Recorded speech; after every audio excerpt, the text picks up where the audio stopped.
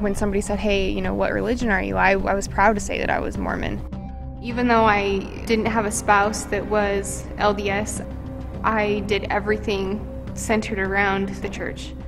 If you don't get married to your spouse in the temple, your family's not going to be still together for time and all eternity. So that's where I started to feel guilty. She came out of the dorm room and I was just like, she's a good-looking girl. I wanted to get to know her a little bit better, and things went from there. And I got a scholarship to play baseball at Utah Valley University. Got married. 5 days later. And then 5 days later moved out to Utah, and we were here. And when I met Kim in Colorado, I mean, she was in her religion, but when we moved out here, that's when it got hot, got heavy into it. I mean, she jumped into it full force. For me, already having a non-member husband, it was like I had to prove myself even more by going every Sunday and giving everything I had to the church. There would be a lot of tension in our household, 52 weeks a year. It's just like, hey, when we go to church, we'd be like, yeah, but I don't want to do anything else. And so that you could honestly cut the tension with a knife every single weekend. Having 3 bishops tell me that it would be better to divorce my husband and marry someone that I could be sealed to and that my kids could be sealed to, that was hard.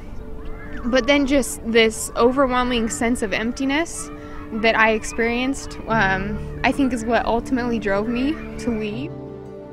I mean, it sounds silly, but it was hard for me to even get down on the floor and play with my children because of the enormous pressure and guilt and regret that I felt. Thank you. So then I felt like I wasn't good enough for my kids. And those feelings just tore me apart.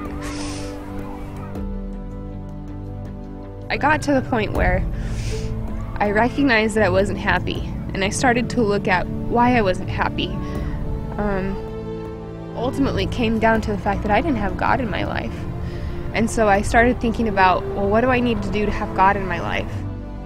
I started to realize that it wasn't that God wasn't seeking after me, because He was. It was that I just wasn't letting Him in. I came home, I told my husband, hey, I found this church, I want to go try it. And so he's thinking, what were you thinking? Where the heck did this come from?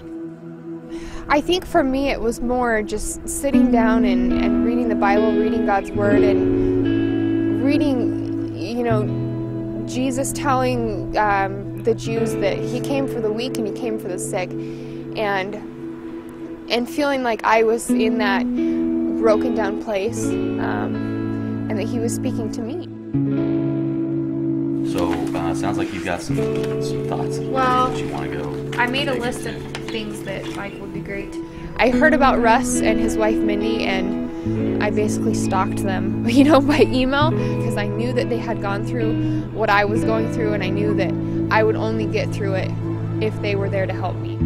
Yeah, this is really good. The bookmark, that's awesome. So we're starting this transitions small group, and we're focusing on people who were just like me a year and a half ago, and hoping to bring them through that with some help.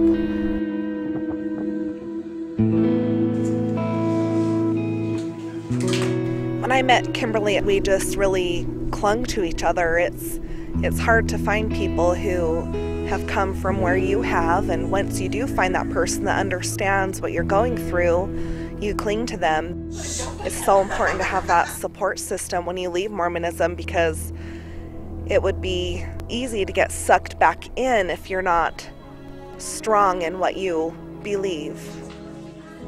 Kimberly is very effective as an evangelist for the gospel, and she influences all sorts of people. And so we're seeing now that LDS people are reaching LDS people. It's almost like we just supply the environment.